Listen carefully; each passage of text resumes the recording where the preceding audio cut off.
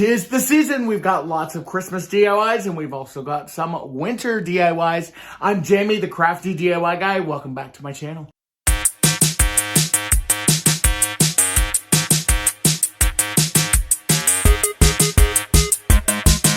I'd like to thank Pipishell for sponsoring today's video. All right, you guys, I am super excited about today's video. Thank you so much for joining me. If you are, first of all, one of my subscribers, thank you so much for being here. I truly, truly appreciate it. If you're not a subscriber, hopefully you will stick around and become a subscriber. Today's projects are a mix of some Christmas DIYs, but also some kind of winter DIYs, things that you could tweak a little bit and easily transition into your winter decor. All right, guys, let's get started. Now, for this first DIY, I'm going to take these merry ornaments, or these ornaments that I picked up from Walmart, and we are going to create a very cool sign. I'm also using this piece of scrap wood that I picked up from Walmart. Now, go ahead and put your letters aside for right now because we are going to paint up our wood pieces. Now, this wood piece, again, did come from Crafter Square. I just grabbed some ivory chalk paint, and I am just going to give this 2 coats. I'm going to use my heat gun to kind of speed things up a little bit.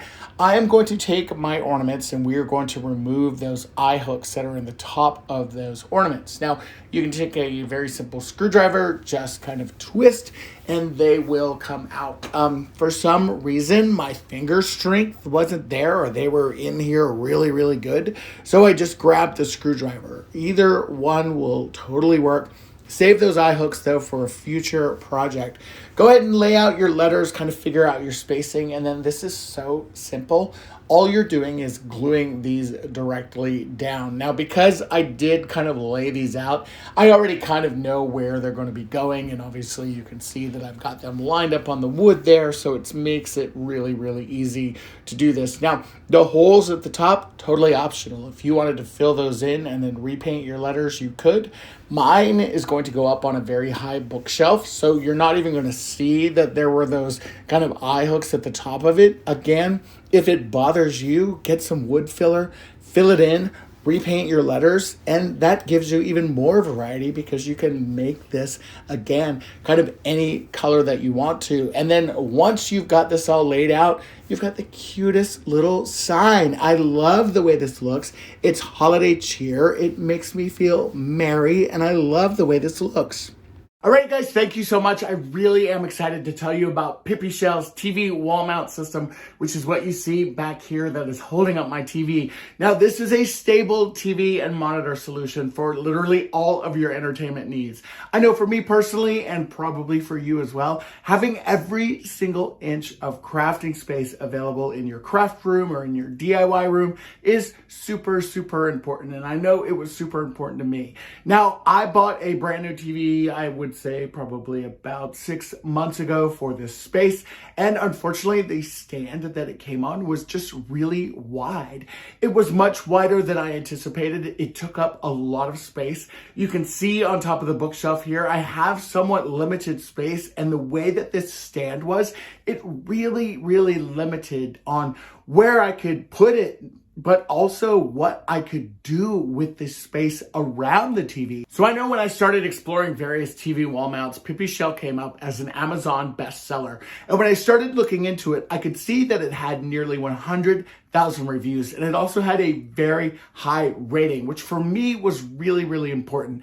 Pipishell's mounts are tested to be stable and safe, and for me personally, this is my first house. I wanted to be sure that I'm adding items that are valuable to my home that are not going to cause me any kind of issues. So my Pipishell TV mount has the ability to rotate 360 degrees, and it is the perfect enhancement to my craft room and my entertainment experience. Now, the other thing I should mention is that this is extremely easy to install. And if for any reason during the installation process you run into any kind of issues at all, there's a US-based customer service team that can help you with any questions that you might have. Now, if you want to check this out for yourself, maybe you've got a TV like this in your craft room that you want to have elevated up, or maybe you've even got a larger TV that you want to have mounted. Maybe you're even looking for something as a cool Christmas gift for somebody. There's a link in my description box below. The Pipishell TV mount systems are awesome. I'm in love with it. I'm so glad that it's up there, and I look forward to working with them in the future. Now, let's get back to some more DIYs. Now for this next DIY, we're going to take these Dollar Tree candy bowls, these fluted bowls. I have 4 of them, and we're going to glue 2 of them together like you see here. Now, you probably already have an idea what I'm making because I know that several creators have done these. I fell in love with these. I saw them on Bargain Bethany's YouTube channel and just fell in love with them. Props to you, Bargain Bethany. This is a tribute recreation of one of your projects for sure. And I'm just going to go ahead and also create a little hole in the side of mine because that is how I'm going to feed my lights in and out. Now, if you don't want to put a hole in it, you certainly don't have to put a hole in it. You could just glue your light strand in between your 2 pieces, but I don't want to do that. So that's why I'm putting a hole in it. And also the hole there allows me to reuse my string lights for something else or change out the batteries or, do whatever I want with it. It's my DIY, right? We're going to take the other end of it and we are going to add additional hot glue. If you're wanting to put this outside and maybe you live in a climate that isn't quite as mild as where I'm at, then you may want to use like an E6000 or super glue. Hot glue works totally fine here in the ATL for me. And we're just adding 2 additional fluted bowls onto either side or an additional fluted bowl on either side. Doesn't it look like a piece of candy? Super, super festive, super, super fun. Love the bright pink color. And then we're going to add a little bit of trim to it. Now, I figured since this is going to be sitting outside on my front porch, that I thought this would be perfect to just use this white rope. This white rope is actually from the automotive section in Dollar Tree. So total easy, very, very easy. You get like, I think 75 feet or something like that for $1.25. Great value. This is where those string lights come in super, super handy because now all I have to do is feed them through that hole that I created with my wood burning tool. Now, again, if you don't want to, if you don't feel this is necessary, then don't do it. Don't do it. Make sure you have a space where you can feed your lights in and out, wrap your lights around the outside. Either one is totally fine with you, but I just love how bright and sparkly and pretty this is and how it lights up. This is so cute. It looks so cute on my front porch. I am in love with this. Now, this next idea I saw on TikTok, Kelly created this. She's also on Instagram. I fell in love with it. I took a Dollar Tree plastic tray. I took 5 of these gingerbread ornaments. I only actually used 4 of them. And then I have this house ornament. They all go together. They're all super cute. The ornaments came from Walmart, by the way. And they were only 98 cents each. First thing you're going to want to do, remove the hanging kind of stems from the ornaments because you are going to be using these as feet of your tray. And then for the house, go ahead and just remove that because you're not going to need it. For your plastic tray, go ahead and get that prepped and ready to go. And then you're simply going to add some hot glue onto the top of your gingerbread man, and you are going to create a cookie stand with this. This is so stinking cute. I could not believe how cute this was. Props to Kelly again for creating this very cute idea. As soon as I saw it on TikTok, I immediately sent her a message and was like, guess what? I'm going to recreate this and I totally am going to give you a shout out on my channel because I thought it was so cute. Now, for your gingerbread, guys, go ahead and hold them into place. You're just going to hold them for a few minutes. It's not really that bad. I would say it's probably not even a minute. And you're just going to kind of let them set up. And then once that does, you're going to repeat that with the 3rd one and the 4th one. You could put another one in the middle if you wanted to, totally optional.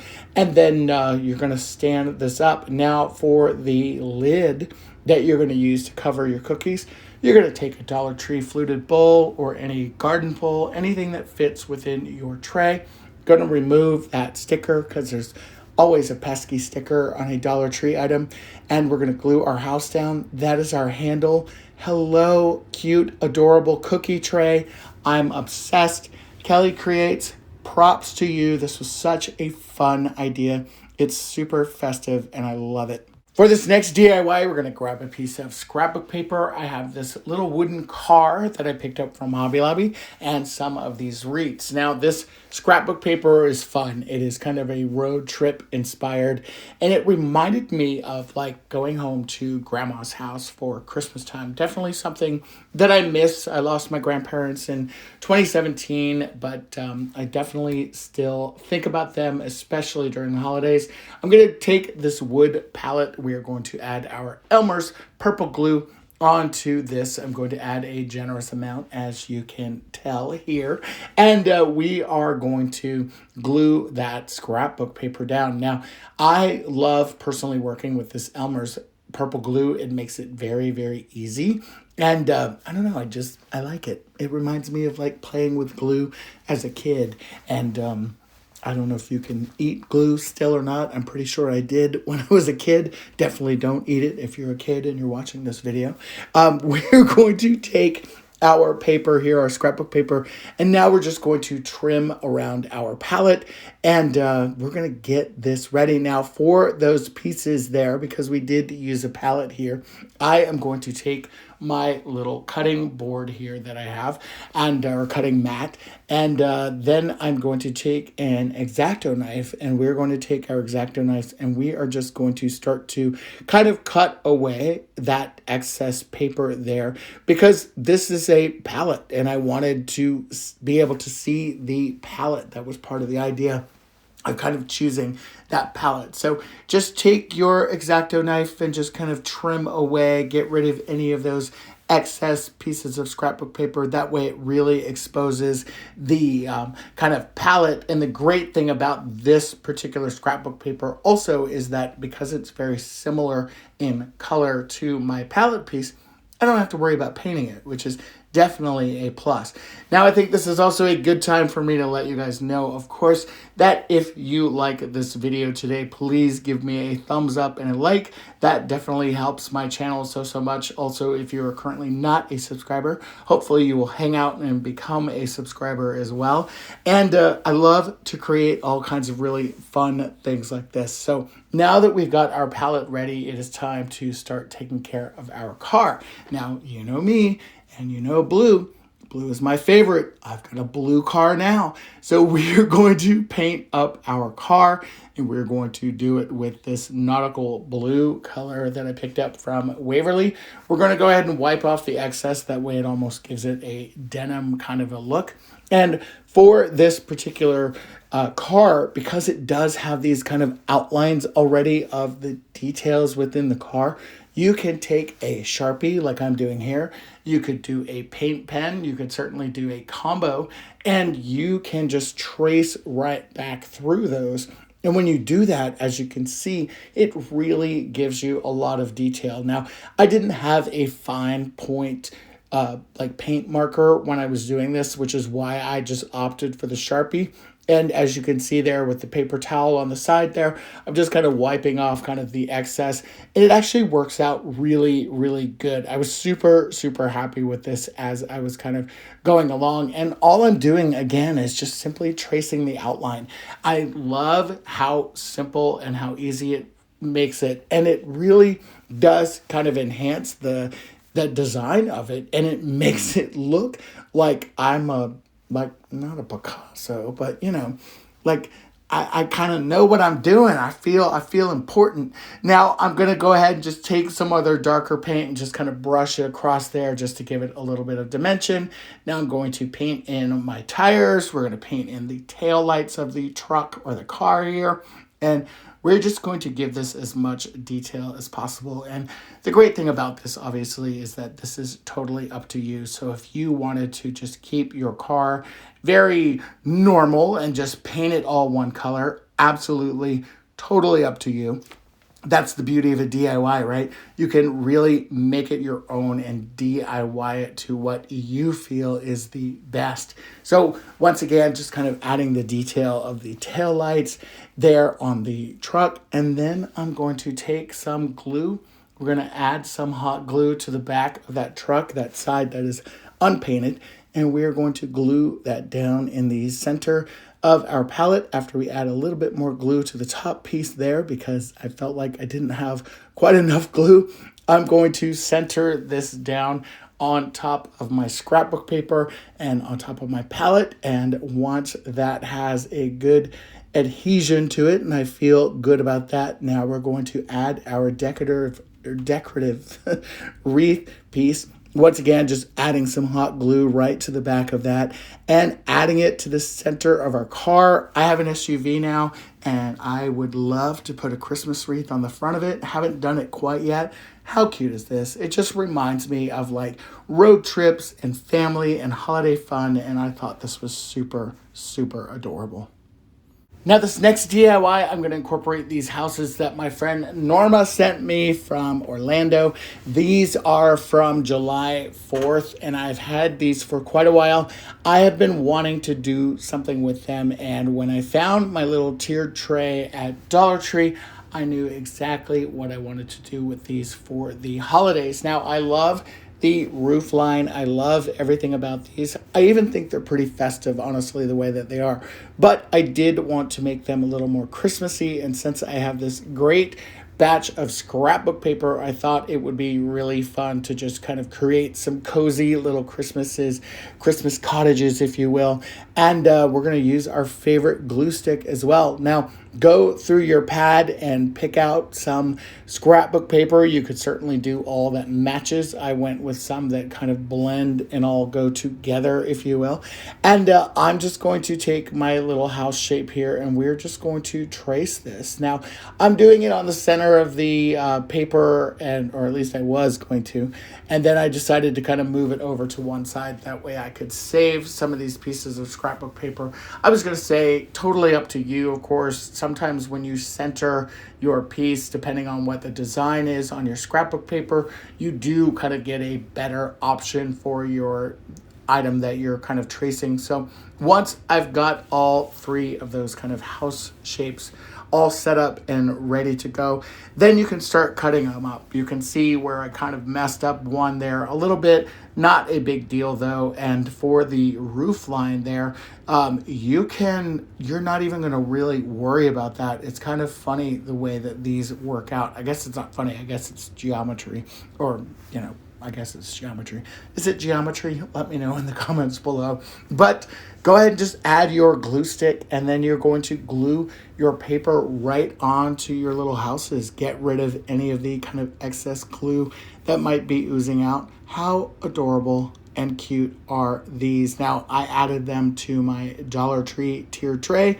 Super, super cute. Love the way that they turned out.